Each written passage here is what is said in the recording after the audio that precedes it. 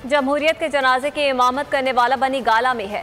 PTI वालों से गुजारिश है चारपाई बनी गाला लेकर जाएं। तर्जुमान सिंध हुकूमत मुर्तज़ा वहाब अपोजिशन पर बरस पड़े। मीडिया से गुफ्तगू में कहा, असेंबली में चारपाई लाना शर्मनाक है।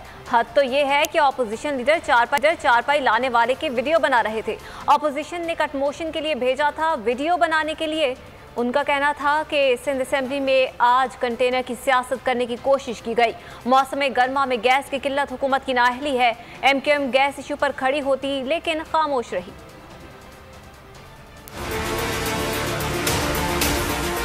बनी गाला में चले जाएं, वहाँ पे जमहूरियत का जनाजा की इमामत जिसने की है ना, वो रहता है वहाँ। इस तरह की चीज़ें तो मेरे ख्याल में बनी गाला में हो सकती है, हमारे यहाँ नहीं। पिछले दिनों देखा आपने कि पार्लियामान के सिंध की असेंबली के माहौल को ख़राब करने के लिए इन्होंने क्या नहीं किया।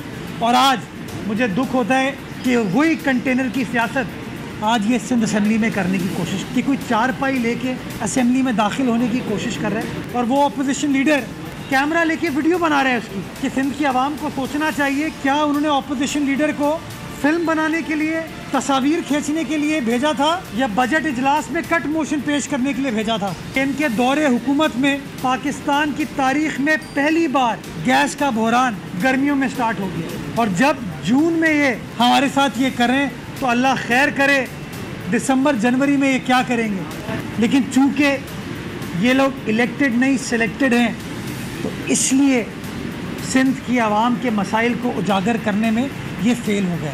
मुझे खुशी होती कि अगर मुत्तहदा कौमी मूवमेंट के मेंबरान असेंबली और बिलखुसूस मेंबरान कौमी असेंबली वफाकी वज़रा आज गैस के इशू के ऊपर खड़े होते